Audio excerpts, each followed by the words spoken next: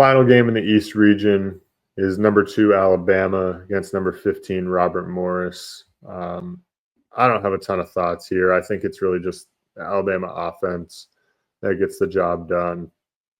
The pace they play at, the ability for them to just make a bunch of threes, score in bunches, right? Even if they were to have a slow start, right? And you're looking at it like, geez, 10 minutes in, Alabama and Robert Morris is a 2-point game. You could look away and look back 2 minutes later, or maybe even just blink your eyes, and Alabama might have put 12 up, and now they're up 14.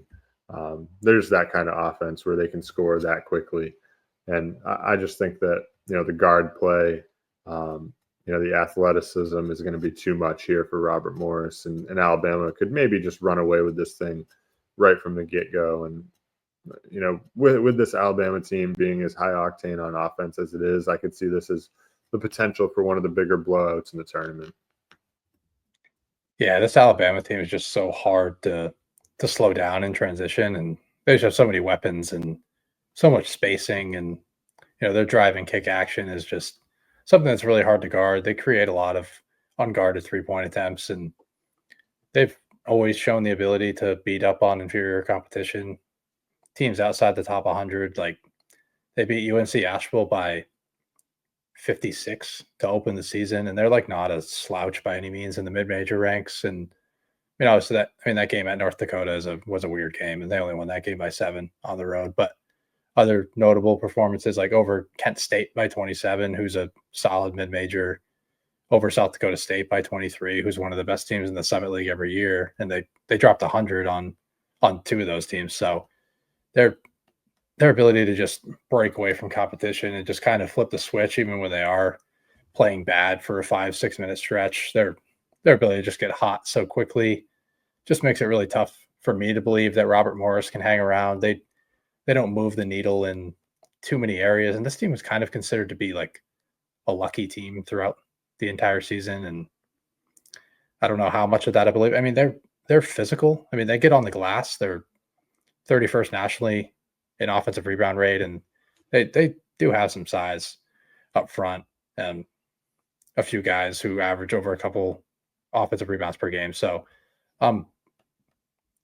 still not super intrigued by this Robert Morris team overall, and I'm not particularly high on the horizon in general. Although, I mean, Oakland won last year with a unique style with that funky zone. I think they can obviously they can make teams feel a little uncomfortable. It's a style that teams don't see very often. Robert Morris doesn't really deploy any zone, so not really all that excited to say that Robert Morris can keep this game close, just because Alabama is too explosive on the offensive end. And Grant Nelson's out most likely for this game, but Alabama has too much depth on the offensive end, so I do expect them to roll here.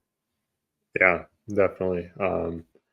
I don't even really have much else to say about this game. It's not really a game I'm looking forward to all that much. Maybe other than to watch Alabama just run it up for a half or something to just make a bunch of shots. But there'll be other games on during this time that this game's on. So I don't really envision myself watching a heck of a lot of this one. Unless for some strange reason Robert Morris is able to hang in there.